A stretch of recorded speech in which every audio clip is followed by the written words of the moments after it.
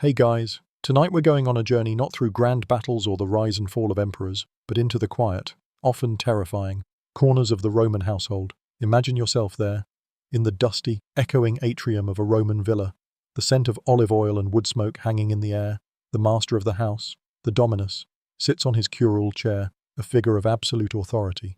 You, standing silently in the corner, are his property, not just a servant, but a thing, an extension of his will. Your entire existence is a reflection of his power. It's a heavy thought, a kind of existential dread that you probably won't survive this. But in a good way, in the sense that it's so mind-numbingly boring, your brain might just switch off. So, before you get comfortable, take a moment to like the video and subscribe, but only if you genuinely enjoy what I do here. If you're listening now, maybe drop a comment with your location and the local time. It's a fun way to feel a little more connected. Even as we drift off, now, dim the lights, maybe turn on a fan for that soft background hum, and let's ease into tonight's journey together. In ancient Rome, the legal status of a slave, a servus, was incredibly simple and incredibly brutal. You were legally considered a thing, not a person, a piece of property, no different from a plough, a table, or a goat. This wasn't some abstract philosophical concept, it was the foundation of the law. The dominus, your owner, held what was called dominica potestas, absolute power. This power was so extensive that, for a long time, there were almost no legal restraints on what he could do to you. Think of it like owning a smartphone today. You can download apps, change the wallpaper, or even throw it against a wall. It's yours to do with as you please. The same chilling logic applied to you as a Roman slave. You had no rights to your body, your labor, or your very life. You could be bought, sold, rented out, or given away in a will. Your children, if you had them, were not your own. They belonged to your owner, born into the same legal black hole. This wasn't a universal practice across all of human history, but in Rome it was codified and deeply ingrained. The historian and jurist Gaius, for example, wrote that slaves were in the power of masters. Historians still argue whether this was a reflection of popular sentiment or a legal framework designed to protect the economic interests of the elite. A quirky little tidbit is that a master could name his slave whatever he wanted. And sometimes he'd choose a name that was intentionally ironic or demeaning. You might be called Felix, meaning lucky, even if your life was anything but. This was a subtle but constant reminder of your lack of identity outside of your master's control. A mainstream historical fact is that the vast majority of the Roman population in the imperial period, estimates vary widely, but often sit around 20–30%, were enslaved. That's a staggering number, and it meant that for every free person you saw on the street, you were very likely to see at least one or two people who were not their own person. You had no say in who your master was, where you lived, or what kind of work you did. Your fate was entirely in his hands. A feeling so utterly disempowering it makes you want to curl up and sleep right now. Your legal status as property, or res, wasn't just a grim philosophical joke. It had very real, very tangible implications for your daily life. Because you were chattel, a movable possession, your owner could dispose of you in any way they saw fit. They could sell you in the bustling Roman forum, where you'd be paraded on a platform with a sign around your neck detailing your skills and qualities. You were, quite literally, a product on a shelf. This wasn't a rare or unusual occurrence. It was the backbone of the Roman economy. The main public historical fact is that slave markets were a common sight in Roman cities, and the prices of slaves fluctuated just like the price of grain or wine. You might be worth a few hundred sesterces if you were just a field worker, but if you were a skilled craftsman, a doctor, or a teacher, your value could skyrocket. Your owner could also give you away as a gift to a friend, or include you as a part of their daughter's dowry. It was all a matter of business, a transaction where you were the merchandise. A quirky little tidbit is that masters would sometimes gamble with their slaves. Imagine two wealthy Roman citizens, a little tipsy on wine, playing dice, and the stakes being the ownership of a human being. I'll bet you my new cook against your charioteer? One might say, this speaks to a profound dehumanization, where a person's entire future could be decided on the whim of a tossed die. It's a level of casual cruelty that feels almost alien to us today.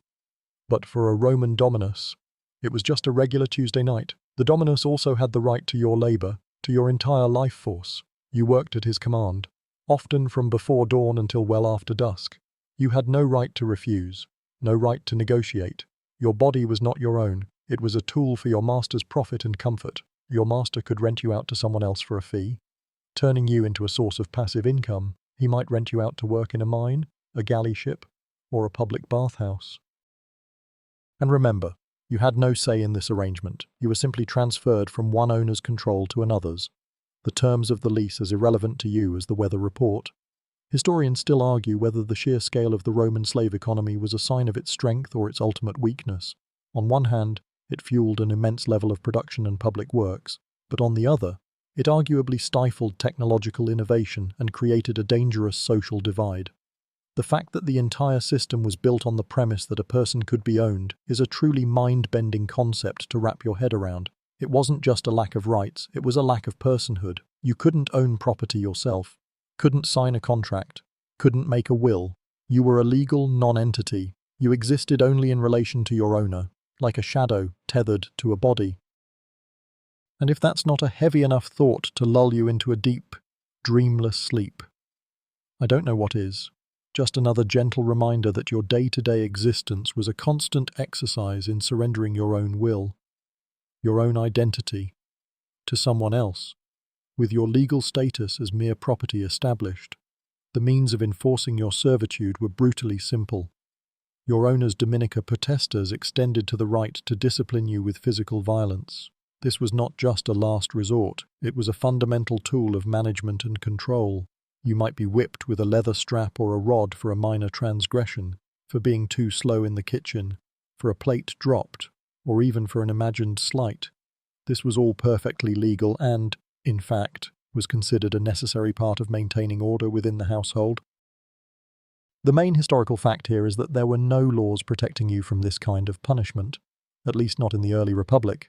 The cruelty was often premeditated and public, designed to serve as a warning to other slaves. A master might order you stripped and beaten in front of the other members of the familia, the household staff, to demonstrate his absolute authority. It was a theatrical display of power, a reminder that your body was not your own and pain was the price of disobedience. A quirky little tidbit is that masters would sometimes use different types of whips or rods for different offences. A thin, flexible rod might be used for a minor mistake, while a heavier, knotted whip could be reserved for more serious infractions. It was a gruesome, personalised system of torment, and if a simple beating wasn't enough, the master had other options. He could brand you with a hot iron, much like one would brand livestock. This was especially common for slaves who had attempted to run away, marking them forever as a fugitivus. The letter F for fugitivus would be seared into your forehead, a permanent, public stamp of your crime. Historians still argue whether the frequency of branding was a sign of rampant runaways or if it was simply a form of terror meant to keep slaves from even considering escape. In any case, it served its purpose beautifully. Imagine walking through the forum, your face a living testament to your master's power. It's a chilling thought, and one that highlights the thoroughness with which Roman society stripped you of your humanity. The master's control was so complete that he could even torture you to extract a confession. If you were suspected of a crime, such as theft, your master had the right to question you under duress, and your testimony would only be considered valid if it was given under torture. This was a mainstream legal practice. It was based on the twisted logic that a slave, lacking all honor and legal standing, would not tell the truth unless compelled by pain. So you, a piece of property, could have your words validated only through the destruction of your body. It's a deeply disturbing paradox, a final nail in the coffin of your legal and personal autonomy. If the casual beating and branding weren't enough to instill a healthy sense of fear, there was a particularly nasty device reserved for more public forms of discipline, the furka. Imagine a heavy, wooden yoke, shaped like a V or a fork, with the prongs resting on your shoulders and the point secured around your neck. The main historical fact is that this device was used as a form of both punishment and public humiliation, a sort of walking pillory. When a slave was caught stealing or committing a similar offence, they might be forced to wear the furka for a day, a week, or even longer. It was a physical and psychological torment. You were forced to walk around, bent over, the weight of the wood pressing down on you. The purpose of the furka wasn't just physical discomfort, it was a visible sign of your transgression. People would point and stare, whispering about what you had done. It was an excellent way to deter other slaves from a similar fate. A quirky tidbit is that the furka was often made from the very wood that the slave had been caught stealing.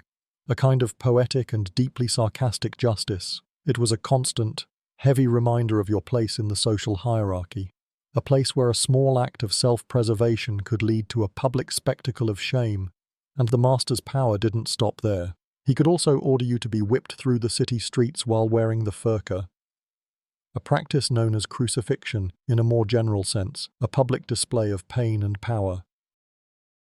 This was not the same as the full-blown crucifixion used for rebels, but it was its spiritual cousin. The goal was the same, to show everyone, free citizen and slave alike, the consequences of stepping out of line. The shame was part of the punishment, a way to chip away at any remaining sense of self-worth you might have had. Historians still argue whether the frequency of these punishments was a sign of a society in constant rebellion or simply the Roman state's love for dramatic displays of authority. In any case, as you wore that heavy yoke, you were a walking billboard for the dominus's absolute power. You had no legal recourse against any of this, no matter how unjust the punishment. You couldn't run to a magistrate and complain. You had no right to petition, no right to sue, no right to testify against your master. You couldn't even defend yourself. The law simply saw no crime in a man managing his property. It's a fundamental difference from modern society that's difficult to grasp. Your body, your pain, and your humiliation were all part of the master's domain. A chilling reality that makes you feel so incredibly small and insignificant. It's the kind of sleepy, disquieting thought that makes your eyelids feel a little heavier. A final reminder that even your most basic human rights were simply not there. In this ocean of your master's absolute power, there were a few, very tiny, legal islands that offered a glimmer of hope, however faint. The mainstream historical fact is that Roman law, particularly as the empire matured, began to place some very limited restrictions on the cruelty of a dominus. You couldn't, for example, be killed for no reason, not because killing you was a crime against you, a person, remember, your res, a thing, but because killing you was considered damage to property. It was similar to a modern law that says you can't just take an axe to your own car in the middle of a public street. It's an act of public mischief, a waste of a valuable asset, but not an act of harm against a person. The legal nuance here is key. The law was protecting the institution of slavery and the value of a slave, not the slave themselves. The main point was that a master's right to property couldn't be exercised in a way that was reckless or overtly destructive to the economic system. A quirky tidbit is that a master who was known for extreme cruelty might face some social disapproval, and a truly sadistic master might find it harder to buy or sell slaves. The market, in a twisted sort of way, rewarded masters who treated their slaves well enough to keep them alive and productive. But this was social pressure, not legal protection. It was a soft deterrent, not a hard and fast rule. These limited protections began to solidify in the 1st and 2nd centuries AD, a process which historians still argue whether it was driven by philosophical changes, like the rise of Stoicism, or by a purely pragmatic desire for social stability. For example, under the Emperor Claudius, a law was passed that a sick slave who was abandoned by their owner and then recovered would be granted freedom. This was a response to the grotesque practice of masters taking their sick slaves to the temple of Aesculapius on Tiber Island to die, abandoning them to avoid the cost of their care. It wasn't an act of compassion, so much as it was a law to prevent the public spectacle of dying slaves and to protect the religious sanctuary. Later, the Emperor Hadrian went a step further. He made it illegal for a master to kill a slave without a judge's permission, and he forbade owners from selling a slave to a gladiator school or for prostitution without a valid reason. For the first time, a master's absolute power was being curtailed, however slightly, by the will of the state. This was a massive shift, but it was far from making you a person with rights. The state was simply asserting its own authority over the private property of its citizens. So, while you could no longer be killed on a whim, you were still just a commodity, albeit one with a few new, government-mandated warranties. And it is this incredibly small but legally significant shift in mindset that is a little too interesting to make you fall asleep just yet. Now, we get to the twisted legal logic of what happened when an owner, or someone else, killed a slave. As we've gently explored, you were property, and your death wasn't murder in the legal sense. A mainstream historical fact is that the killing of a slave was a crime of property damage, not homicide. This was codified in the Lex Aquilia, a law that dealt with wrongful damage to property. If a master killed their own slave, they had essentially destroyed their own asset. There were no charges of murder to be brought against them. This is a crucial distinction that highlights the deeply rooted dehumanization in Roman law. A quirky little tidbit is that if an owner decided to kill their slave for a trivial reason, say, because they tripped and spilled a cup of wine, it wasn't the act of killing that might get them into trouble, but the wastefulness of it. The master might be seen as irresponsible with their wealth, not as a killer. The legal system was more concerned with the preservation of economic value than the sanctity of life. Think of it like this: if you smash your own porcelain vase, the police aren't going to arrest you for destroying a beautiful object. The same logic, terrifyingly, applied to you. Historians still argue whether this legal framework was a deterrent to cruelty or a license for it. On one hand, a valuable slave was an investment, and you wouldn't want to destroy your own investment. On the other hand, the law gave you no recourse if a master decided that the cost of killing you was worth the pleasure of doing so. The legal system was completely silent on your personhood. It only spoke to the value of the property that was you. This began to shift slightly under the emperors.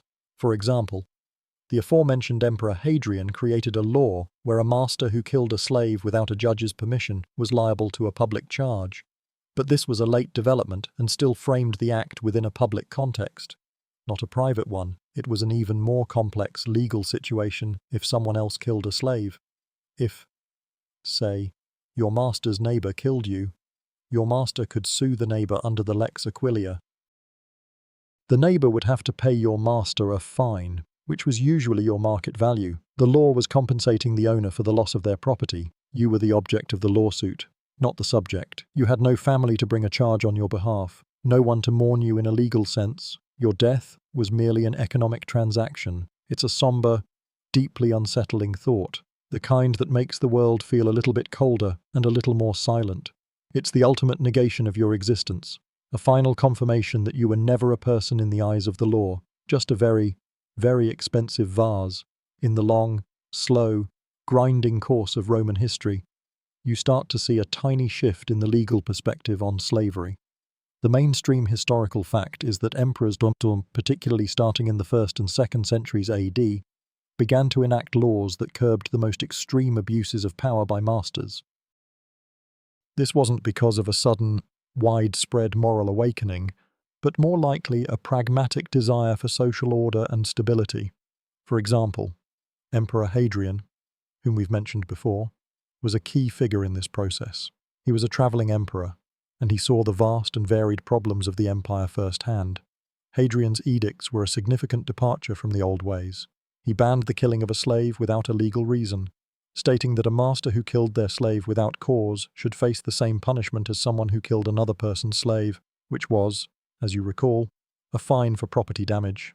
But this was a step.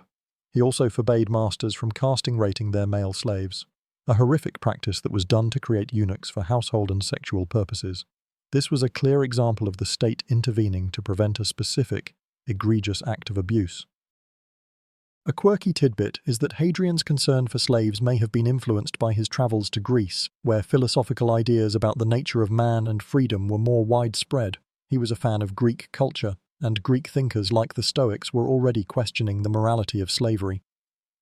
Historians still argue whether this was a genuine shift in ethical thinking or a clever political move to prevent slave revolts and maintain social control. When masters have absolute power, they can be unpredictable. By placing the state between the master and the slave, the emperor was subtly asserting his own authority over both.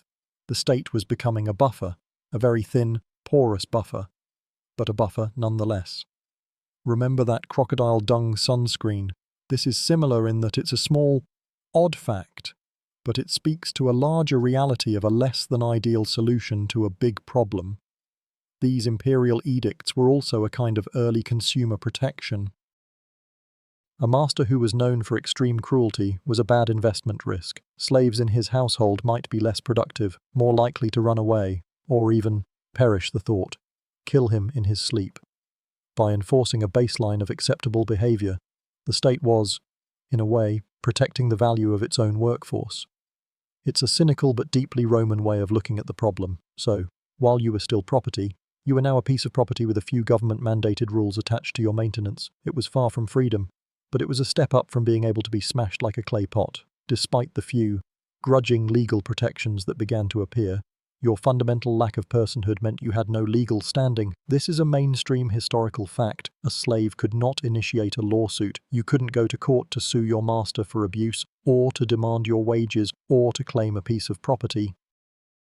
The law simply didn't recognize you as a person with the capacity to act legally. Your voice, in the eyes of the courts, was literally silenced. This was a core tenet of the Roman legal system.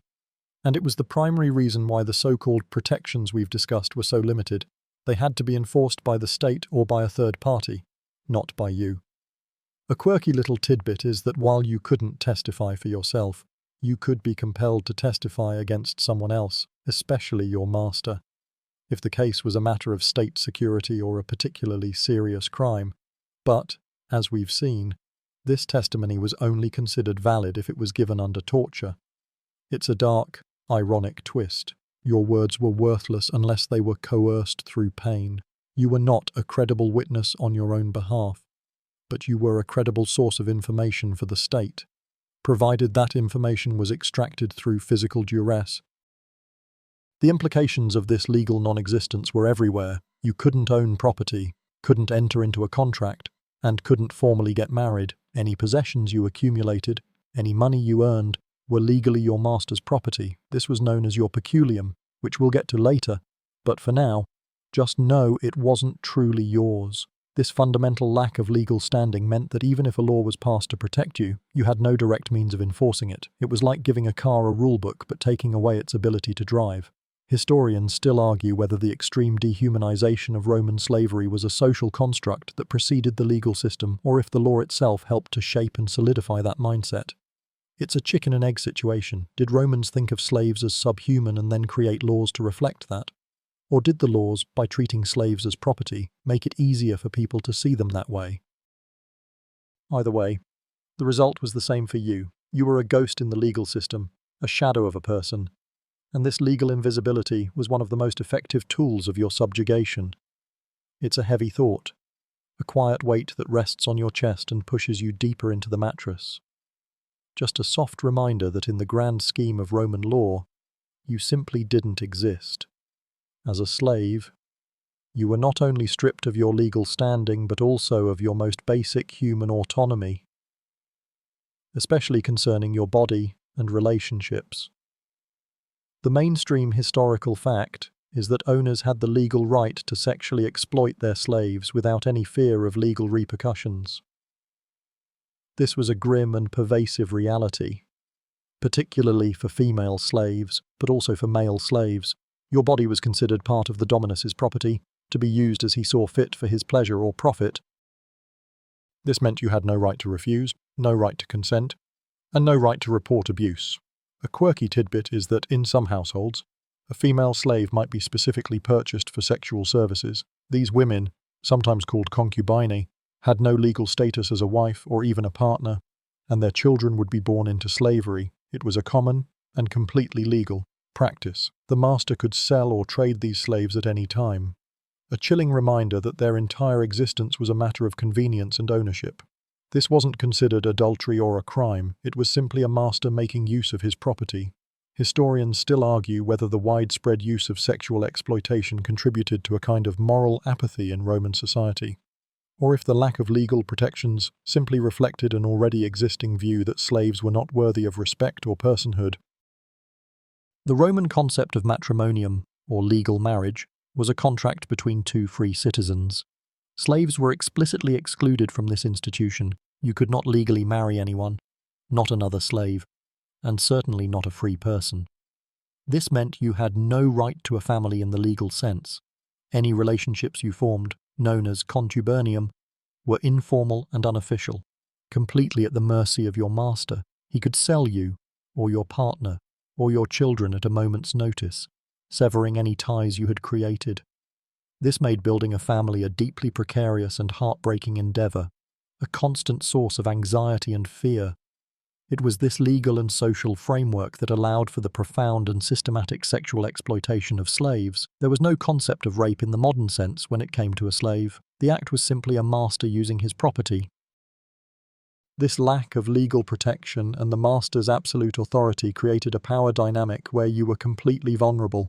This pervasive, unspoken reality is perhaps one of the most brutal aspects of Roman slavery, a deep psychological wound that accompanied the physical ones. It's a somber note, a quiet, heavy final thought for the night. While Roman law prohibited slaves from entering into a legal marriage, your desire for companionship and a family was a very human one.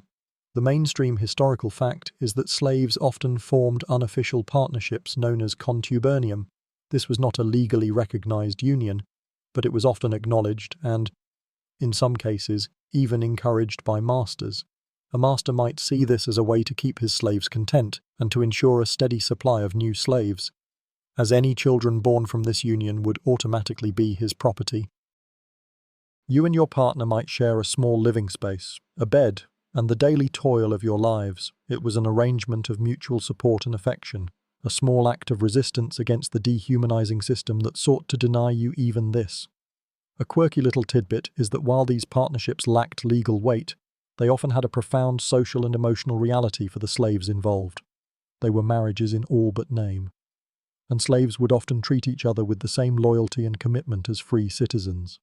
They were the building blocks of a slave community, a source of solace and strength in a harsh world.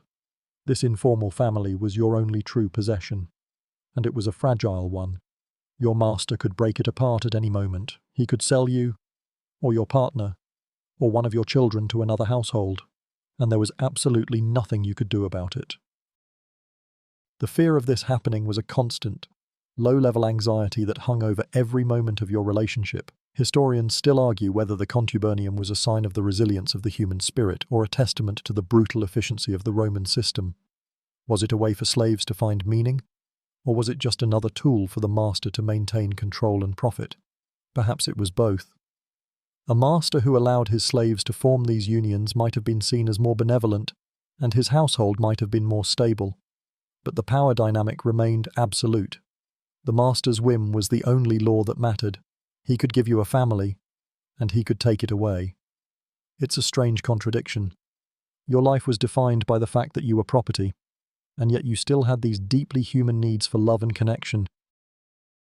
You might try to teach your children the skills you knew, tell them stories, and offer them comfort, all while knowing they weren't truly yours. The children belonged to your master, and your family existed only as long as it was convenient for him. It's a somber, deeply personal thought to end on, a quiet whisper that your most cherished relationships were always just one bad day away from disappearing. In the otherwise bleak landscape of your life as a slave, there was one small, hopeful, and entirely conditional opportunity: the peculium. This is a mainstream historical fact. The peculium was a fund of money or property that a master might allow a slave to manage. It could be earned from extra work, from tips, or from the profits of a small business the master allowed you to run. It was a kind of quasi-property, a little nest egg that you were allowed to control, but it's crucial to remember that it was legally not yours. It was still the master's property, and he could take it away from you at any time. A quirky little tidbit is that the peculium was often a master's most effective tool for motivating his slaves. By offering you a way to earn and manage money, he gave you a small taste of autonomy, a little flicker of hope that could make you work harder and be more compliant. It was a clever psychological trick, and it worked. You might work long hours, save every coin, and dream of the day when your peculium was big enough to buy your freedom. This concept was so common that it's mentioned in many Roman legal texts, a clear sign of its importance in the daily life of slaves and masters. Historians still argue whether the peculium was a sign of a master's benevolence or just a cold, calculated business practice. On one hand, it gave you a path to freedom. On the other, it tied your fate and your hard work directly to your master's generosity. You were, In a way, buying your own freedom from money that was never truly yours to begin with. It was a transaction where the seller also supplied the currency. It's a bit like a boss giving you a tiny allowance from your own paycheck and then letting you save up to buy the right to quit. The peculium was your only real hope for manumission, the legal act of being freed, but it was far from a guarantee. You might save for decades, only to have your master refuse to free you, or die before you could, leaving you to be sold along with the rest of his estate. And even if he did agree, the price was often exorbitant, far more than you could reasonably earn. It was a carrot on a very long, very thin stick, a faint light at the end of a very dark tunnel. The peculium was a fascinating, and often cruel, element of Roman slavery, precisely because it wasn't a right, but a gift. A mainstream historical fact is that the master's decision to grant a slave a peculium was entirely his own choice. You could not demand it, and you had no legal recourse if he refused to give you one, or if he decided to take it away. This wasn't a social safety net, it was a management tool, and it served to maintain the power imbalance in a subtle but profound way. A master who granted a peculium could be seen as generous, a paterfamilias who was caring for his extended household, but the legal reality was that you were still completely at his mercy. A quirky little tidbit is that the master could even loan money to a slave from their own peculium at an interest rate, essentially profiting from the slave's own labor and ambitions. Imagine working extra hours to save up a fund, only to have to pay your master back with interest for the privilege of saving it. It's a kind of psychological ownership that goes beyond the physical. It was a clear and constant reminder that your life, your work, and even your dreams were all subject to his will. Historians still argue about the true purpose of the peculium. Was it a genuine path to freedom for the fortunate few, or was it a clever way to prevent widespread unrest and make slaves more compliant? It's likely both. For a master, it was an effective way to incentivize productivity without having to pay a fixed wage. For a slave, it was the one and only way to buy their freedom. A path that was often long, difficult, and ultimately uncertain. Even after you had accumulated enough money, your master could simply change his mind. There was no law that required him to manumit you just because you had earned the money. It was his property, and he could do what he wanted with it. The power dynamic here is absolutely critical. Your hope for a future was tied directly to your master's benevolence, a feeling that is both incredibly motivating and utterly terrifying. You were not in control of your own destiny. You could work yourself to the bone, live frugally, and save for years. And it could all be taken away in an instant. This lack of certainty is perhaps the most insidious part of the system. It's a feeling of profound vulnerability, the kind of quiet, deep dread that makes you want to curl up into a ball and let sleep take over. It was a constant reminder that even your most ambitious dreams were just part of your owner's plan.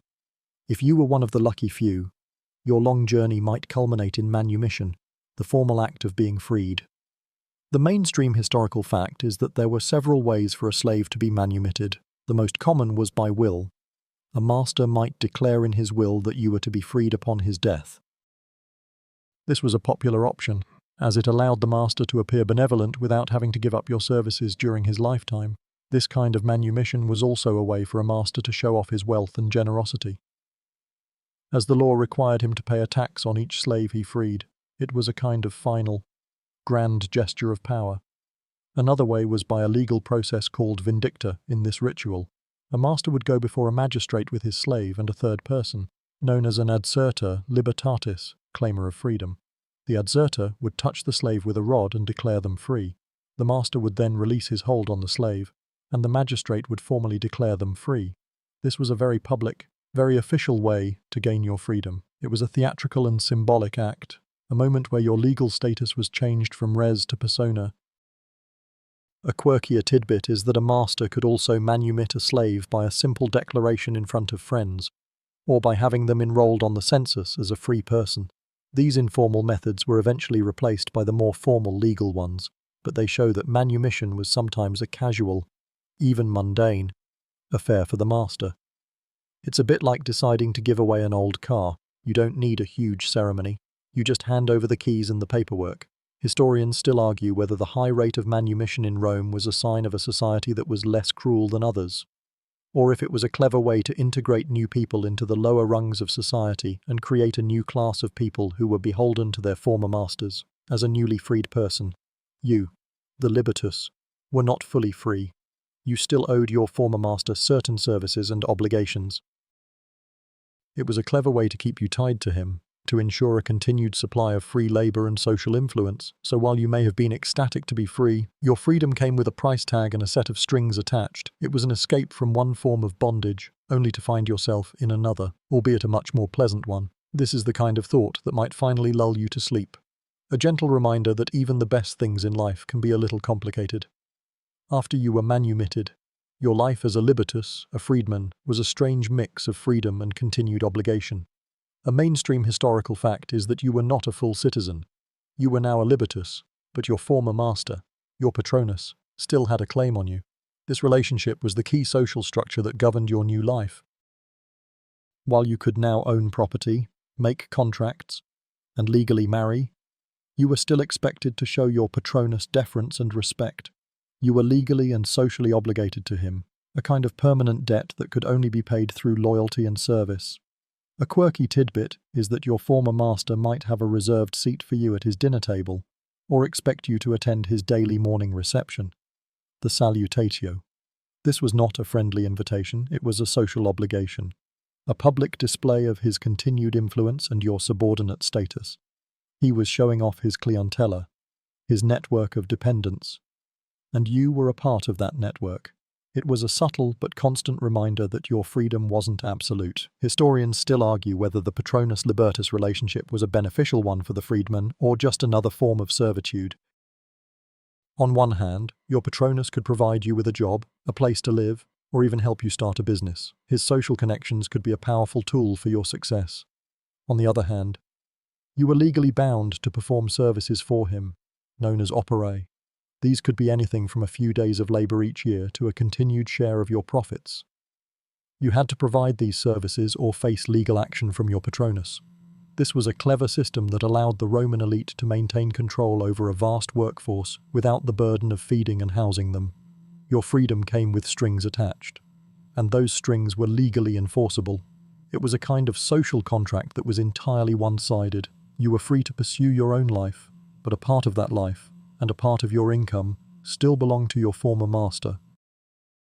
It's a deeply Roman solution to a social problem. How do you get rid of the baggage of a slave while still reaping the benefits? It's a gentle, sleepy reminder that nothing in life, especially in ancient Rome, ever truly comes for free. The continued influence of your former master, your patronus, wasn't just a matter of social etiquette, it was rooted in the law. A mainstream historical fact is that a patronus held significant legal and social power over his libitus. He could sue you if you failed to provide the services you owed him, and he could even legally disinherit you if you had a will. The Lex Julia de Maritandis Ordinibus, for example, gave a patron the right to take a portion of their freedman's inheritance. It was a clear legal mechanism for him to continue to profit from your labor and your life, even after manumission. This wasn't a punishment, it was a fundamental part of the deal. A quirky little tidbit is that if a libitus died without a will and without any heirs, their property would revert back to their patronus. This was a powerful incentive for the master to manumit slaves who had built up a good peculium or had a successful business. He wasn't just setting you free, he was making a long-term investment in your future. An investment he could cash in on later. It's a dark but brilliant piece of legal engineering that ensured the master's power was never truly relinquished. Historians still argue whether this system was a net positive or a net negative for the libitus. On one hand, it provided a framework for your success. Your patronus could advocate for you in court, help you with a loan, or simply protect you from social and economic threats. On the other hand, it meant you were never truly your own person. Your success was always a reflection of his influence, and you were always, in some way, in his debt. It's a classic example of a gift that comes with a price. A quiet reminder that in Rome, there was no such thing as a truly clean break. The power of the patronus was so great that if you, the libitus, committed a crime, he could be held partially responsible. This was a legal paradox. On one hand, you were a free person, but on the other, Your patronus still had enough control over you to be held responsible for your actions. It's a bit like a parent being held responsible for a child's actions after they've moved out of the house. It's an unusual legal grey area that highlights the bizarre, in-between status of the freedman. You were a person, but not fully. You were free, but not entirely. It's a subtle, unsettling feeling that makes the lines between freedom and servitude blur, just enough to make you feel a little sleepy. Your day-to-day life as a slave depended heavily on where you lived and what you did. A mainstream historical fact is that there was a vast difference between the lives of slaves who worked in the city, especially in a wealthy household, and those who toiled on rural farms. Within a household, you were part of the familia, a term that referred to all the people under the master's authority, including his wife, children, and you, the slave.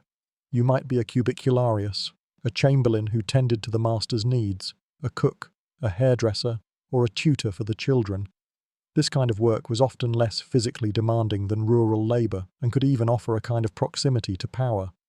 You were a part of the intimate, private world of the Roman elite, privy to their secrets and their daily routines. A quirky little tidbit is that some masters would actually teach their slaves to read and write. This wasn't out of the goodness of their hearts, but out of a practical need. A literate slave could manage household accounts, handle correspondence, or even work as a secretary for the master. It was a skill that made you more valuable, a kind of upgrade to the human property. Historians still argue whether this education was a subtle form of control or a genuine, if accidental, benefit. In any case, it meant that your life was a far cry from the brutal, anonymous existence of a field slave. You had a name, a role, and a place in the household hierarchy, even if it was a subordinate one. Your life in the household was also subject to the whims of the master's wife, the domina. While she didn't have the same legal power as the dominus, she held considerable authority over the household slaves. She might be kind and fair, or she might be a source of constant cruelty. Her power was a kind of domestic despotism, a private kingdom where her word was law. Remember that while a master might have to consider the economic value of his slaves, a domina might be motivated by jealousy, anger, or just boredom.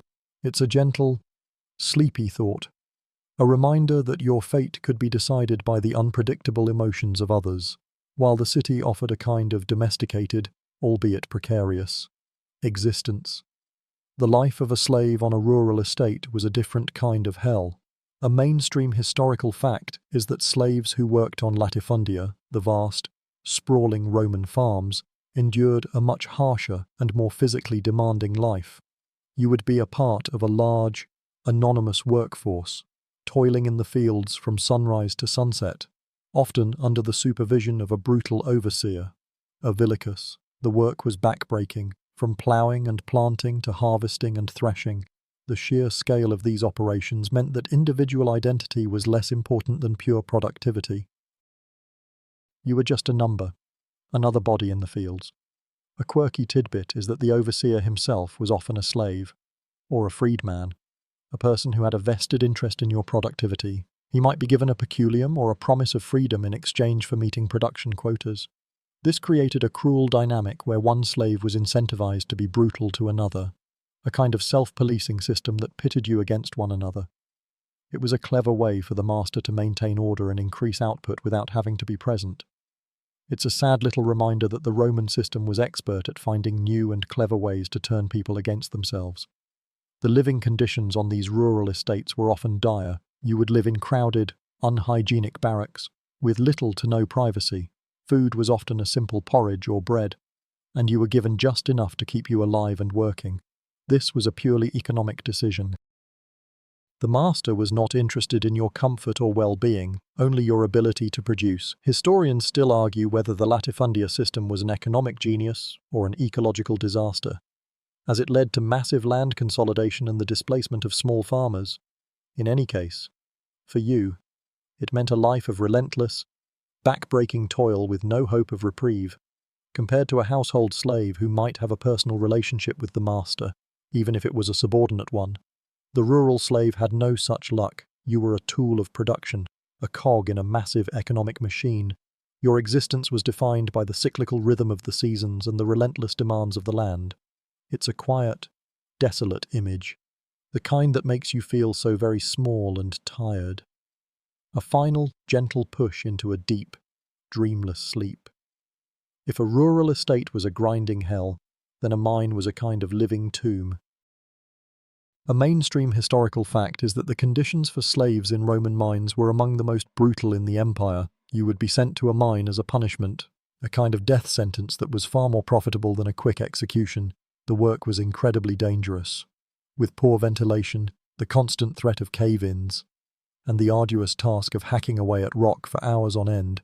The air was thick with dust, the light was dim from oil lamps, and the sound of picks and hammers was a constant, mind-numbing drone. You were there to extract gold, silver, iron, or tin, all for the enrichment of your owner and the Roman state. A quirky little tidbit is that the mines were often worked in shifts, with slaves sleeping in crowded, unhygienic barracks right at the mine entrance, and sometimes even within the tunnels themselves. The food was minimal, and the punishment for insubordination was swift and harsh. There were no holidays, no days of rest. You worked until you dropped. Life expectancy in the mines was incredibly short, a fact that was of little concern to the owners, who could simply replace you with another slave. This was a place where a slave's life was not just devalued, it was considered entirely disposable. Historians still argue whether the Roman reliance on slave labor in the mines ultimately stunted technological innovation. Why develop a more efficient machine to dig when you had a seemingly endless supply of human bodies to throw at the problem? The answer, for the Romans, was simple. Human labor was cheaper. The cost of a slave was a one-time purchase, and the cost of keeping them alive was minimal. It was a cold, brutal economic calculus. And for you, it meant that your entire existence was a matter of how many more days you could be squeezed for labor before your body gave out. The mines were the end of the line. There was no hope of a peculium here, no chance of manumission. Your life was a slow descent into darkness, both literally and figuratively. It was a place where all of the dehumanizing aspects of Roman slavery were distilled into their purest, most horrifying form. It's an image that's so heavy and so final, you can almost feel the weight of the rock on your shoulders. It's a somber, quiet, and very final thought to end on, a gentle nudge into the quiet nothingness of sleep. Within the Roman household, there was a specific class of slaves who held a unique, though still precarious, status. The mainstream historical fact is that a verna was a slave who was born within the household, a child of a slave mother. This set them apart from slaves who were acquired through war, trade, or debt.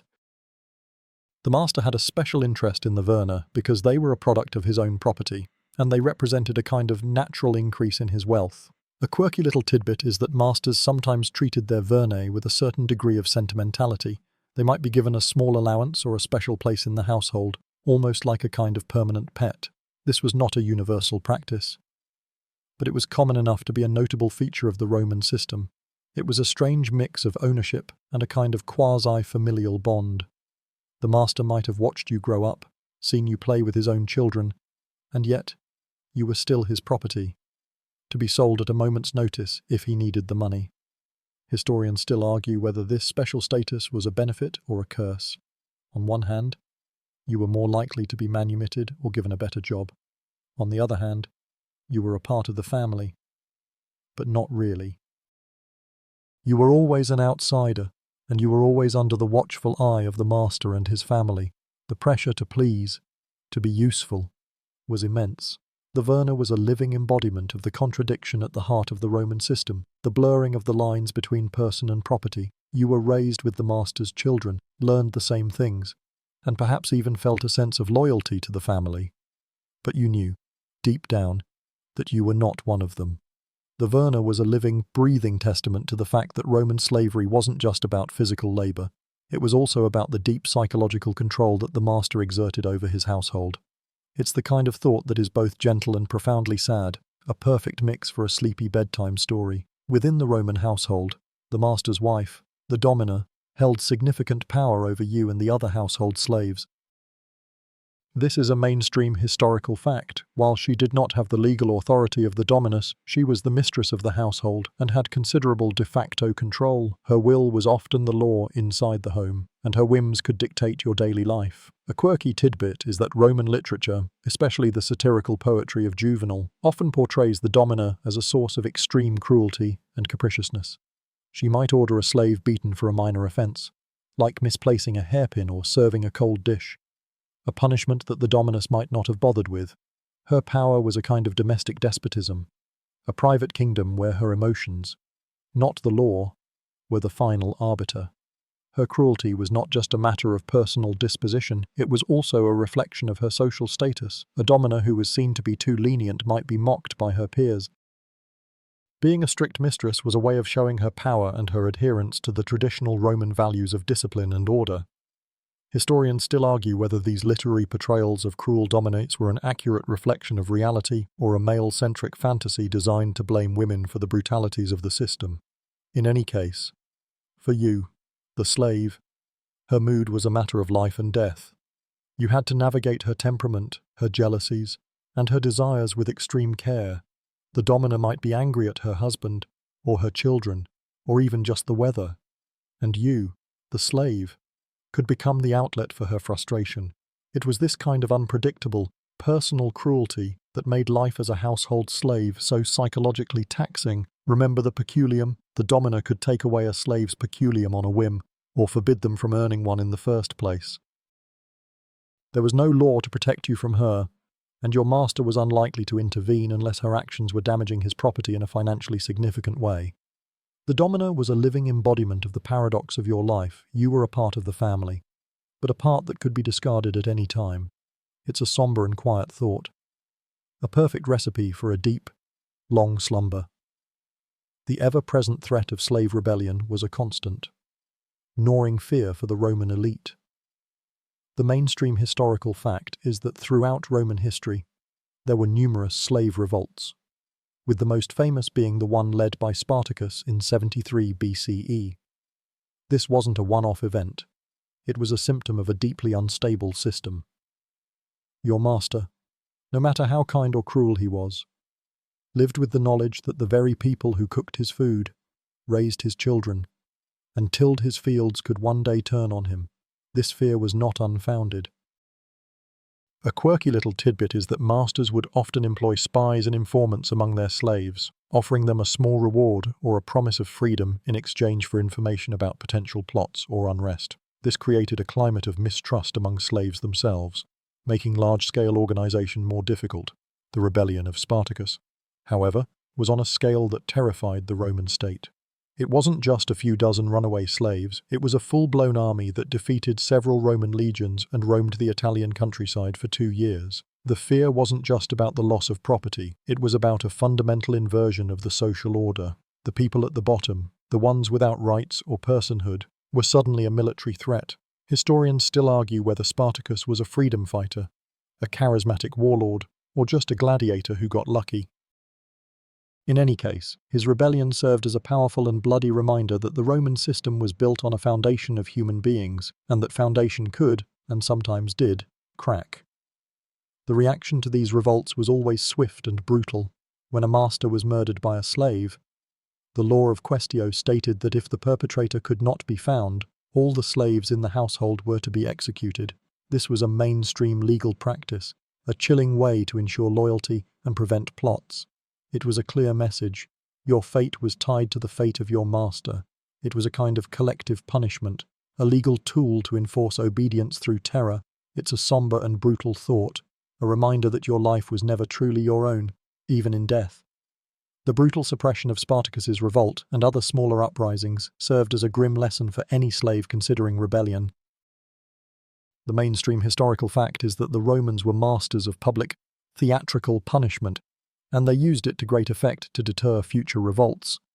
After the final defeat of Spartacus's army, the surviving rebels, all 6,000 of them, were crucified along the Appian Way, the main road leading into Rome. The line of crosses stretched for miles, a horrifying, silent warning to anyone who would dare to challenge the Roman order.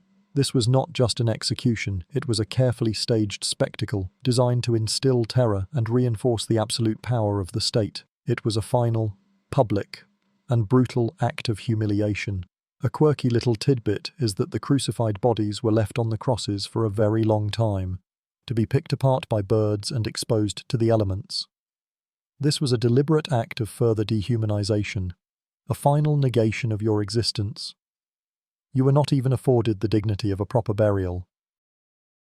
Your corpse was simply part of the landscape, a macabre road marker for travelers on their way to the Eternal City. Historians still argue whether this kind of extreme brutality was truly effective in preventing future revolts, or if it simply drove them underground. In any case, it was a clear statement of intent. The Roman state would tolerate no challenge to its authority, especially not from those it considered property. The punishment for rebellion wasn't limited to the rebels themselves. If you, a slave, were known to have a family, a contubernium, they could also be punished, either by being sold to a brutal new master, or in some cases, even executed. It was a way of breaking not just the individual, but the community. The Romans understood that a person's most powerful ties were to their family, and they were willing to sever those ties in the most brutal way imaginable to maintain control. It was a chillingly effective strategy. This public display of cruelty, the fear of collective punishment, and the brutalization of the family unit were all designed to create a feeling of profound powerlessness. It's a somber thought, a final, quiet note of despair that makes your eyelids feel a little heavier.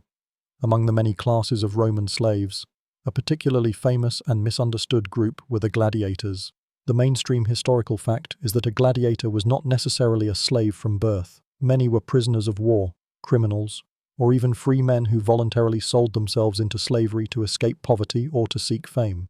But once you were a gladiator, you were legally a slave, owned by a lanista who ran a gladiator school, or ludus. Your life was a brutal, disciplined, and very short one. You were trained to fight, to kill, and to die for the entertainment of the Roman crowds. Your body was not your own. It was a tool for the entertainment industry. A quirky little tidbit is that gladiators were often fed a special diet, a kind of high-calorie barley mush, to make them strong but also to give them a layer of fat. This fat would protect their vital organs from superficial cuts, making the fights more dramatic and prolonged. It's a grisly but practical detail that shows just how much gladiators were a commodity. Their very diet designed to make them a better spectacle. Historians still argue whether the ludus was a prison or a training camp. On one hand, you were a slave who could not leave. On the other, you were a highly trained athlete with a chance at fame and fortune, something that was denied to most slaves. The lanista was a harsh master, but he had a vested interest in keeping you alive and healthy. Gladiators were a paradox. They were at the very bottom of the social hierarchy, legally less than a person, and yet they were also the most celebrated figures in the empire. You, the gladiator, were a hero to the masses, a subject of art and poetry, and yet you had no legal rights. You could be killed in the arena by a master's whim or a crowd's call for death. Your life and your death were a matter of public entertainment. This duality, of being both a hero and a piece of property, is one of the most fascinating and brutal aspects of the Roman system. It's a quiet, unsettling thought that is perfect for a deep, long slumber.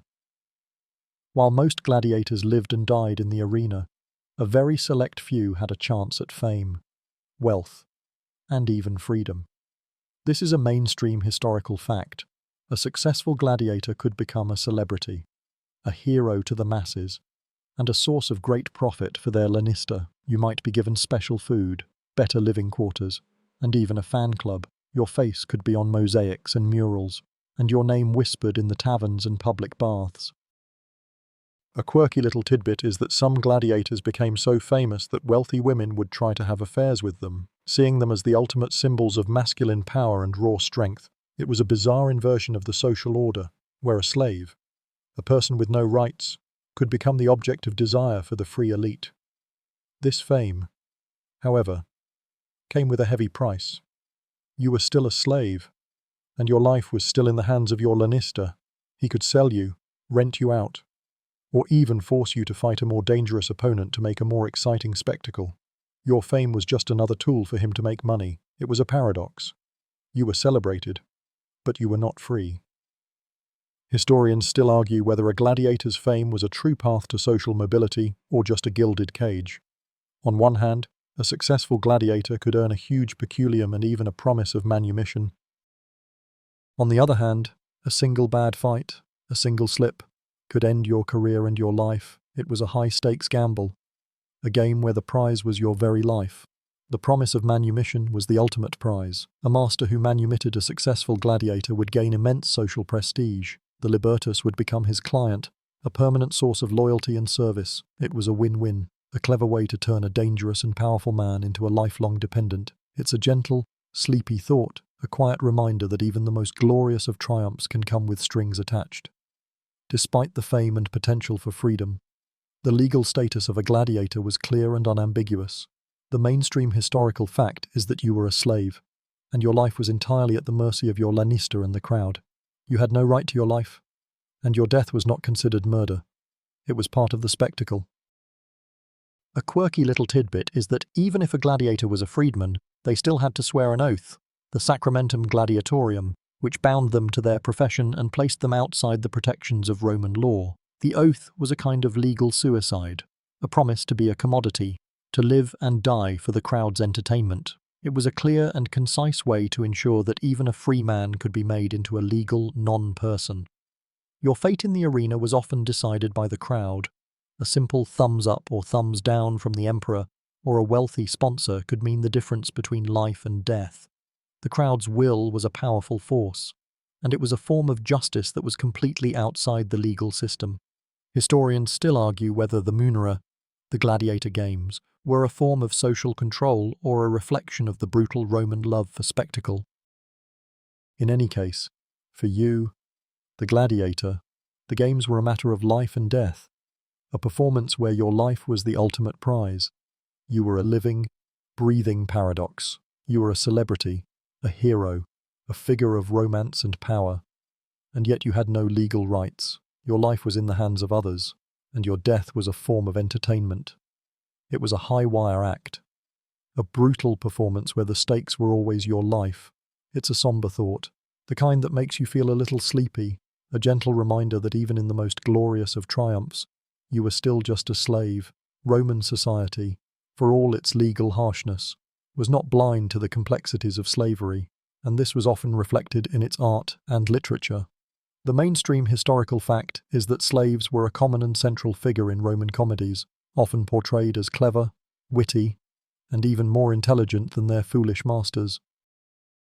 Think of the plays of Plautus and Terence, where a cunning slave might orchestrate a plot to help his young master win the heart of a girl or outwit a pompous old man. A quirky little tidbit is that these comedic portrayals were a kind of social safety valve, a way to laugh at the powerful and to give the slaves a voice, however fictional.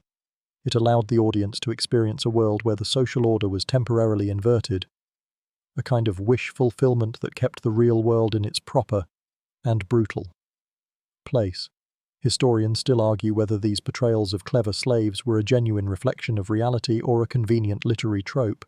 In any case, they show a society that was deeply aware of the intelligence and humanity of the people it was enslaving. These slaves were not just anonymous bodies, they were characters, with hopes, dreams, and a healthy dose of sarcasm.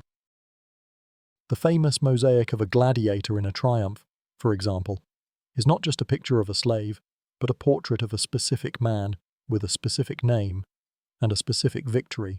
These were not just things, but people, and Roman art and literature often gave them a voice that the law denied them.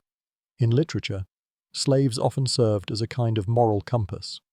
The philosopher Seneca, for example, wrote that we should treat our slaves with kindness and respect, as they were men like ourselves, part of the same human family. This was a radical idea for its time, and it shows a growing philosophical unease with the institution of slavery. It was a gentle, quiet whisper in a sea of brutality, a reminder that even in the most dehumanizing of systems, some people were still able to see the humanity in others. As the Roman Empire matured, so too did its philosophical and ethical considerations of slavery.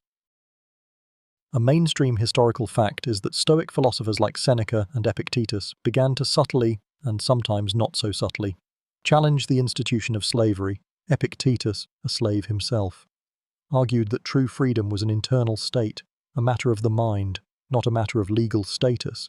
He taught that you could be a slave in body, but a master of your own soul. This was a radical idea for its time, a way of giving you a sense of agency and dignity that the law denied you. It was a kind of mental manumission, a way of finding freedom even when you were in chains. A quirky little tidbit is that Seneca, a wealthy Roman senator, wrote extensively about the importance of treating slaves with kindness. In his moral letters to Lucilius, he famously wrote, "Treat your slaves kindly, they are your friends, your fellow slaves, if you think that fortune has as much power over them as over you." He was not arguing for the abolition of slavery, but for a more humane treatment, a recognition of a shared humanity. This was a philosophical shift, a quiet whisper in the halls of power. Historians still argue whether the Stoics genuinely believed in the equality of all men, or if their writings were a form of intellectual exercise for the elite. In any case, their ideas introduced a new ethical dimension to the conversation about slavery, a dimension that was completely absent from the law. These philosophical musings were not mainstream, and they did not change the law in any significant way, but they did provide a kind of intellectual framework for a more humane society. They gave a language to those who felt a sense of unease with the brutality of the system. But for you, the slave, these ideas might have been a source of comfort, a quiet reassurance that there were some people who saw you as more than just a piece of property. It was a tiny crack in the edifice of Roman society, a place where the light of a new idea could shine through. The rise of Christianity in the Roman Empire also began to have a subtle, but significant, impact on the institution of slavery. The mainstream historical fact is that early Christian thinkers did not call for the immediate abolition of slavery. The New Testament, for example, contains passages that tell slaves to obey their masters, and masters to treat their slaves with kindness. This was a pragmatic approach. The early Christian community was a small, persecuted minority, and they could not afford to challenge the fundamental economic and social order of the empire. A quirky little tidbit is that the Apostle Paul, in his letter to Philemon, encourages Philemon to accept back his runaway slave, Onesimus, but as a brother in the Lord. This was a radical departure from Roman law, which would have had Philemon punish the slave severely.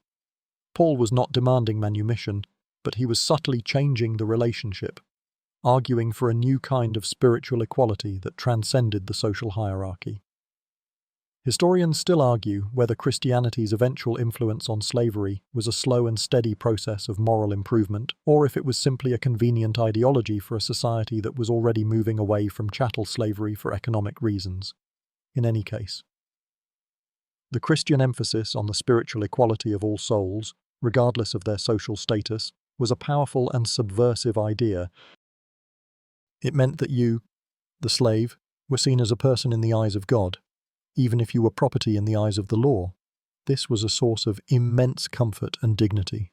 The church also began to act as a kind of legal intermediary. A master could manumit a slave in a church, and the church would act as a witness to the act. It was not a legal process in the Roman sense, but it was a moral and social one, a public declaration of your new status. It was a slow and gradual process, but it was a step in the right direction.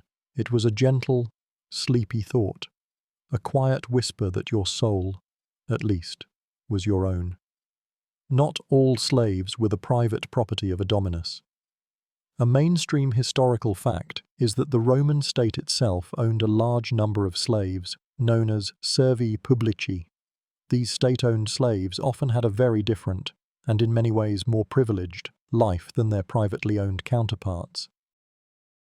You might have been a public slave, tasked with maintaining the public baths, or the aqueducts, or even working in the Roman mint. Your life was still one of servitude, but it came with a certain degree of stability and security. A quirky little tidbit is that some servi publici even served as clerks and secretaries in the government bureaucracy, holding positions of trust and responsibility that would be unimaginable for a privately owned slave. This was a clear sign that the state saw you as a valuable asset, one that it was willing to invest in. Historians still argue whether this system of state slavery was a sign of a more enlightened form of slavery or just a pragmatic way for the government to manage its own affairs.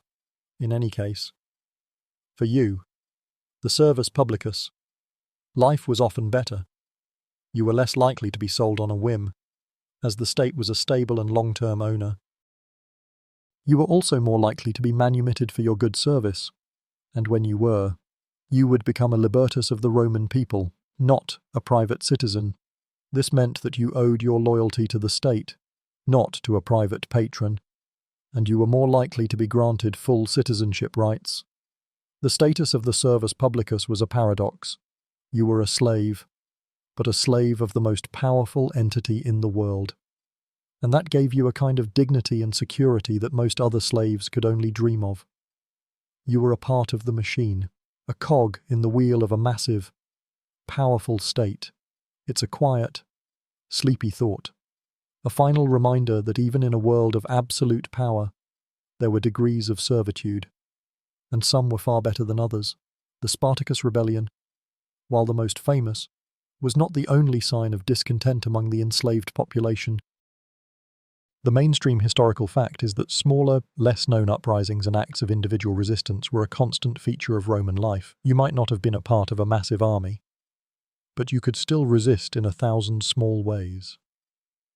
A quirky little tidbit is that slaves would sometimes engage in slowdowns, deliberately working at a glacial pace to frustrate their masters.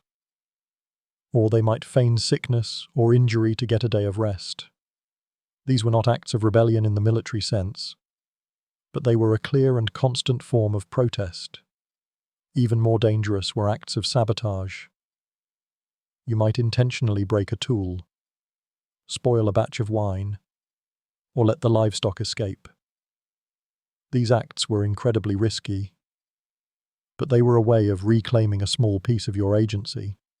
Historians still argue whether these acts of resistance were a sign of a society on the verge of collapse, or if they were simply a natural and expected reaction to a brutal system.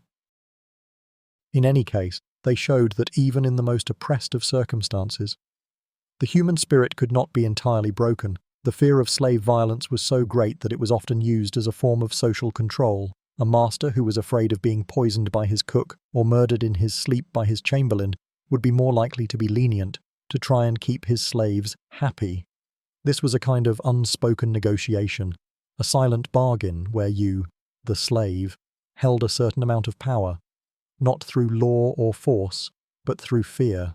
It's a somber, quiet thought, a gentle reminder that even in a system of absolute power, there were cracks and fissures where resistance could take root. For a slave, the ultimate act of rebellion was to flee. The mainstream historical fact is that a runaway slave, or fugitivus, was considered a serious crime, and the hunt for them was relentless. The punishment for being a runaway was severe, often including branding with the letter F on your forehead, or being sent to a mine or a gladiator school, a kind of death sentence that was far more profitable than a quick execution. The Romans had a network of professional slave catchers, men who made a living tracking down and returning runaways. This was a kind of specialized bounty hunting, and it was a lucrative business. A quirky little tidbit is that the Romans would sometimes use dogs to track down runaway slaves. These dogs were specially trained to follow a human scent, and they were often seen as an essential part of a master's security apparatus. Historians still argue whether the high rate of runaways was a sign of a society in constant rebellion, or simply a natural and expected reaction to a brutal system. In any case, it showed that even in the most oppressive of systems, the human desire for freedom could not be completely extinguished. The law also punished those who helped runaway slaves. If a free person was caught harboring a fugitivus, they could be fined a hefty sum, or even executed. This was a clear message from the state. There was to be no sanctuary for a runaway slave. The system was designed to isolate you, to make you feel as if you were alone in the world, with no one to turn to. It's a somber and quiet thought, a gentle reminder that your world was a very lonely place. The fear of being caught was a constant, gnawing anxiety that must have made every step you took in a clandestine journey a kind of high-wire act.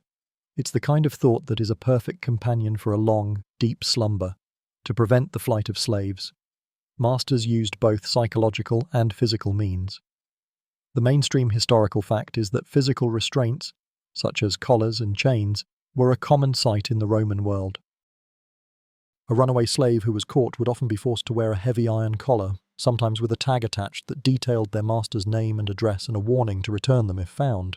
This was a physical mark of your status, a clear sign to everyone that you were not a free person. It was a kind of walking billboard for your owner's power. A quirky little tidbit is that some of these collars were designed to be impossible to remove without a special tool, and some even had spikes on the inside to make it difficult for you to lay your head down and sleep. It was a clever, cruel, and very effective form of punishment. These collars and chains were not just for punishment, they were also a form of social control. You might be forced to wear chains to a public market to signal to everyone that you were a troublemaker, a person to be watched. It was a way of isolating you from other people and making it difficult for you to plan an escape. This kind of public humiliation was a powerful tool in the master's arsenal. Historians still argue whether the use of such extreme physical restraints was a sign of a society in constant fear of rebellion or if it was simply a matter of convenience. In any case, for you, the slave, the weight of the chains and the stigma of the collar were a constant reminder of your lack of freedom. It's a somber and quiet thought, a gentle nudge into the quiet nothingness of sleep. One of the most mind-bending aspects of Roman slavery was its sheer scale and pervasiveness. The mainstream historical fact is that slavery wasn't a marginal part of society. It was the very engine that powered the Roman economy and way of life. It's estimated that at the height of the empire, slaves made up a significant portion of the population, possibly as much as 20 to 30%. You would have seen slaves everywhere, in the streets, in the markets, in the public baths, and in every household, from the poorest to the wealthiest. A quirky little tidbit is that even a relatively modest household might have a few slaves, a kind of essential appliance that was as common as a modern refrigerator. This ubiquity made slavery seem natural, a fundamental and unquestionable part of the social order. This massive scale had a profound effect on Roman society. It created a deep and rigid social hierarchy where you, the slave, were at the very bottom, a kind of permanent underclass. Historians still argue whether the Roman reliance on slave labor ultimately led to its decline. On one hand, it allowed the Roman elite to live a life of incredible luxury and leisure, with no need to work. On the other hand, it arguably stifled innovation and created a dangerous social divide that was always on the verge of cracking. The institution of slavery was so deeply ingrained that it was almost invisible to the Romans themselves. They didn't see it as a moral problem, they saw it as a fact of life, as natural as the sun rising and setting. It's a sobering thought, a quiet reminder that the most brutal systems are often the ones that are so familiar that they become invisible. It's this quiet, deep-seated sense of a reality that is completely different from our own that is a perfect companion for a long, deep slumber. While the image of a Roman slave is often one of a field worker or a galley slave, a mainstream historical fact is that many slaves were highly skilled and educated. You might have been an accountant, a doctor, a tutor, an architect, or even a manager of your master's business. These slaves were a valuable commodity, and their skills were a source of great profit for their owners. A quirky little tidbit is that some of these skilled slaves were more educated and more knowledgeable than their masters. A strange inversion of the social hierarchy that was a constant source of tension and comedy in Roman literature. Historians still argue whether this reliance on skilled slave labor was a sign of the Roman elite's laziness or a reflection of their practical business sense. In any case, it meant that your life as a slave was not necessarily one of manual labor. You might have lived in a comfortable home, worn good clothes, and eaten well, all while still being a piece of property. This kind of skilled slavery was a kind of a gilded cage. You had a better life than most slaves, but you were still a slave. Your talents and your knowledge were not your own, they belonged to your master. He could sell you, rent you out, or give you away, and you had no say in the matter. It was a clear and constant reminder that your worth was not as a person, but as a tool. It's a somber and quiet thought, a gentle reminder that even the most talented and successful among you were still just a piece of property. It's a perfect thought for a long, deep slumber. Your journey to becoming a slave, if you weren't born into it, often began in the chaos and spectacle of the Roman slave market. The mainstream historical fact is that these markets were a common sight in major Roman cities, a place where people were bought and sold as property. You would be paraded on a platform, or cataster, with a tag around your neck detailing your age, origin, skills, and any notable health issues. It was a humiliating and dehumanizing experience, a public display of your lack of personhood.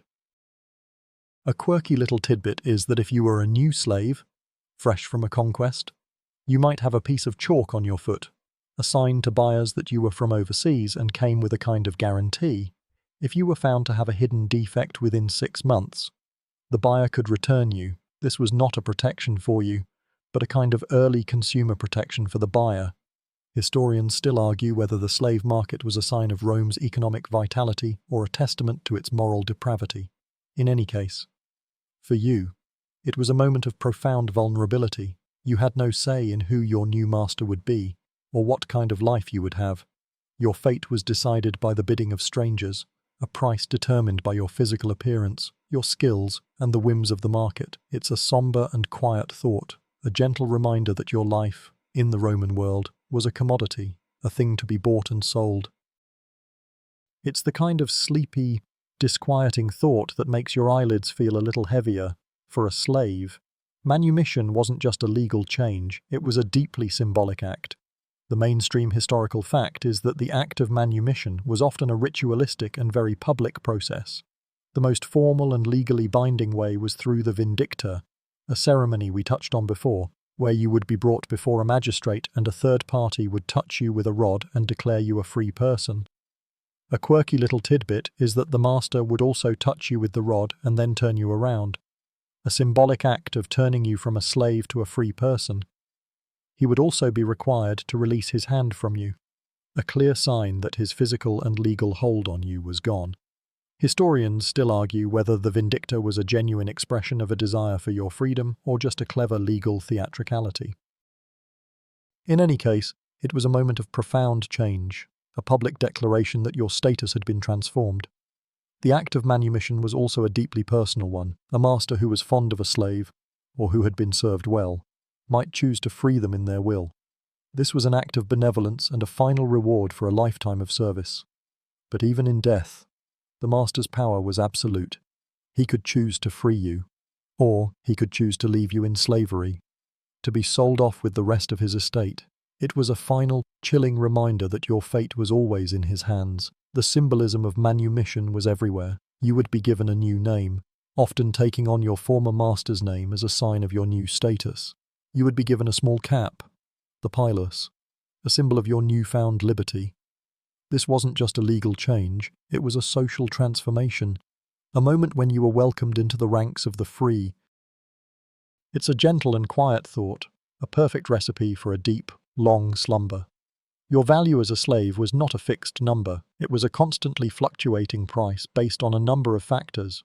A mainstream historical fact is that a slave's price was determined by their age, their gender, their skills, and their physical appearance. A young, healthy male slave with a specific trade, like a blacksmith or a scribe, would be worth far more than an older, unskilled slave. A quirky little tidbit is that the Romans even had a kind of lemon law for slaves. If a slave had a hidden defect, a sickness, or a tendency to run away, and the master did not disclose it, the buyer could return the slave for a refund. This was not a protection for you, but a kind of early consumer protection for the buyer. A clear sign that you were a commodity to be purchased with care. Historians still argue whether the price of a slave was a reflection of their true value to society or just a simple matter of supply and demand. In any case, it meant that your life was reduced to a number, a price tag that could be a matter of life and death. You might be worth a few hundred sesterces if you were a field worker, but you could be worth thousands if you were a skilled doctor or an architect. This was a strange inversion of the social hierarchy, where a person who was legally nothing could have a higher economic value than a poor free man. It's a somber and quiet thought, a gentle reminder that your worth was not as a person, but as a tool. It's a perfect thought for a long, deep slumber. Beyond the physical hardships and legal restrictions, the psychological toll on a Roman slave was profound and constant. The mainstream historical fact is that you lived in a state of perpetual fear and anxiety. You could be beaten, sold, or separated from your family at any moment, and there was absolutely nothing you could do about it. This lack of agency, the feeling that you were not in control of your own life, was a kind of psychological torture that was more insidious than any physical punishment. A quirky little tidbit is that Roman doctors and philosophers sometimes wrote about the slave disease, a kind of mental and physical lethargy that they attributed to the master's cruelty. This was not a real disease, of course, but it was a recognition of the profound psychological impact of your condition. Historians still argue whether the psychological impact of slavery was a conscious tool of the Roman elite or an unintended consequence of a brutal system. In any case, it meant that your life was a constant exercise in emotional suppression. You had to learn to hide your feelings, to feign obedience, and to live in a world where you could never truly be yourself. It was a kind of performance, a daily act of playing the part of a slave. This emotional and psychological burden was a constant, low-level anxiety that hung over every moment of your life. It's a somber and quiet thought, a gentle reminder that your mind, as much as your body, was a part of your master's property. It's a perfect thought for a long, deep slumber, to justify their absolute power. Roman masters developed a number of psychological rationalizations. The mainstream historical fact is that they saw slavery as a natural and even necessary part of the social order. They believed that some people were born to be masters and others to be slaves, and that this was simply a reflection of the natural order of the world. A quirky little tidbit is that some masters would even claim that their slaves were better off than a poor free person, as they were provided with food, shelter, and a kind of paternalistic care that the free poor lacked. This was a twisted and self-serving logic, a way of justifying their power while absolving themselves of any guilt. Historians still argue whether this was a genuine belief or a convenient fiction. In any case, it allowed the masters to live with a clear conscience, to see themselves as benevolent caretakers rather than as brutal oppressors. This rationalization was also a way of maintaining social control. By portraying themselves as generous providers, masters could foster a sense of loyalty and gratitude among their slaves. Remember that crocodile dung sunscreen? It was a terrible idea, but it was presented as a benefit. The same logic applied to the master's paternalism. It was a kind of emotional manipulation, a way of making you feel a sense of debt and loyalty to the very person who owned you. It's a somber and quiet thought, a gentle reminder that your master's cruelty was not just physical, but also deeply psychological. It was the kind of thought that is a perfect companion for a long, deep slumber. The lives of Roman women, both free and enslaved, were deeply intertwined, and the role of women as slave owners was a complex one. The mainstream historical fact is that Roman women, particularly wealthy matrons, had a great deal of authority over the household slaves. They could punish, reward, and even sell their slaves, often with little to no oversight from their husbands. A quirky little tidbit is that Roman law recognized a woman's right to own and manage her own property, including slaves, a right that was not common in other ancient societies. This meant that the domina was not just a figurehead, she was a genuine master in her own right, with all the power and responsibility that came with it. Historians still argue whether the domina was, on average, more or less cruel than her male counterparts. Some scholars argue that her lack of legal power outside the home led her to exercise a more brutal and capricious authority within it, as a way of asserting her own power. Others argue that, as a woman, she was more likely to have a personal and even sympathetic relationship with her slaves, who might have been her only companions in a lonely and restrictive life. In any case, for you, the slave, her mood was a matter of life and death. Remember the domina who could order a slave beaten for a misplaced hairpin? Her power was a kind of domestic despotism, a private kingdom where her will was the only law that mattered. It's a somber and quiet thought, a gentle reminder that your fate could be decided by the unpredictable emotions of others. For a slave in ancient Rome, religious practices were a complex blend of tradition, personal devotion, and master's control. A mainstream historical fact is that slaves were often allowed, and sometimes even encouraged, to participate in the religious rituals of their masters' households. You might be a part of the daily prayers to the Lares and Penates, the household gods, or you might assist in the preparation of sacrifices. A quirky little tidbit is that slaves often had their own more personal religious practices. They might pray to foreign gods from their homelands, or they might form small, informal cults dedicated to deities that were more sympathetic to their plight.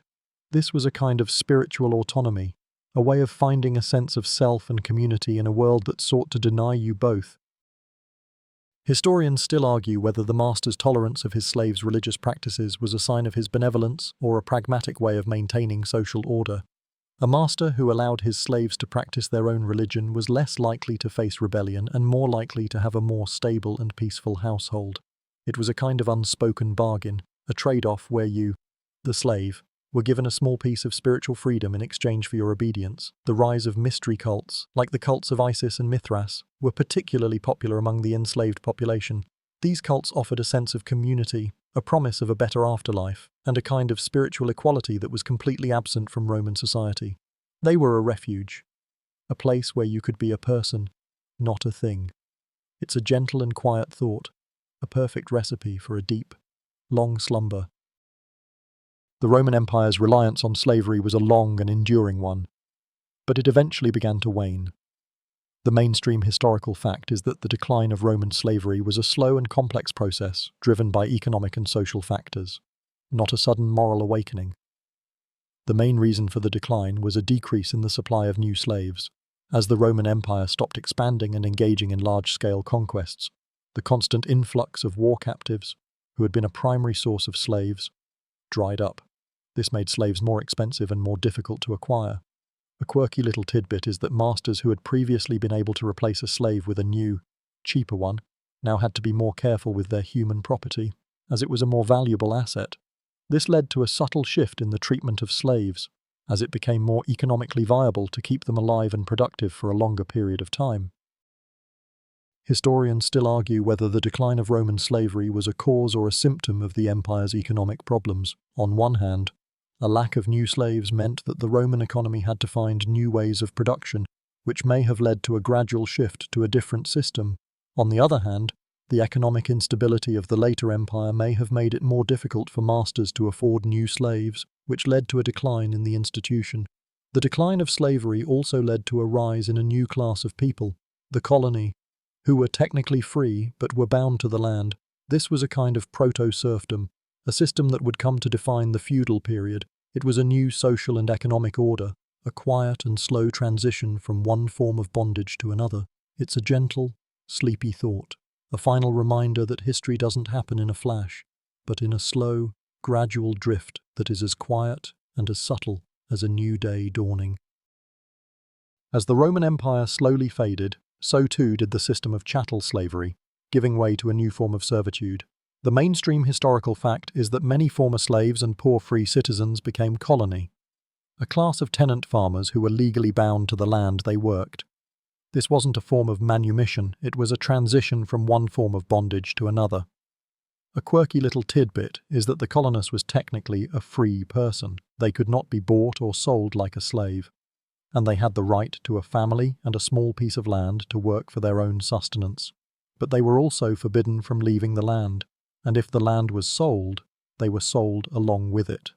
This was a clever legal fiction that allowed the Roman elite to maintain a stable workforce without the legal and social baggage of owning human beings. Historians still argue whether this transition from slavery to serfdom was a net positive for the poor or just a different kind of trap. On one hand, you were no longer a piece of property, and you had a kind of dignity that a slave lacked. On the other hand, you were tied to a piece of land and a master for life, and your children would inherit the same fate. It was a kind of permanent debt, a cycle of servitude that was almost impossible to escape. It's a quiet, sleepy thought, a final reminder that even the most profound changes in history are often just a subtle shift from one kind of oppression to another. The legal and social framework of Roman slavery didn't just disappear, it cast a long shadow over Western history. The mainstream historical fact is that the Roman legal code, with its concept of slaves as property, was a foundational text for later legal systems, including those in medieval Europe and even in the New World. The very idea of chattel slavery, the concept of a person as a thing to be bought and sold, has its roots in Roman law. A quirky little tidbit is that the word slave itself comes from the Latin word sclavus, which originally referred to the Slavic peoples who were often enslaved in the early Middle Ages. This shows how the practice of slavery evolved and adapted. but the core concept remained. Historians still argue whether the Roman system was a necessary evil for the development of Western civilization, a brutal foundation upon which all later progress was built, or if it was an immoral institution that ultimately led to the empire's decline. In any case, its legacy is undeniable. The legal concepts of res, thing, and persona, person, and the idea that some people could be legally denied a personhood were a part of the Western legal tradition for centuries.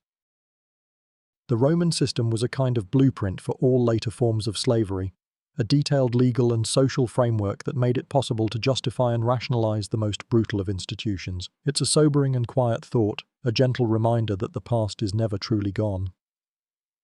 So, we arrive at the end of our journey, a final quiet moment to reflect on the institution that defined so much of ancient Rome.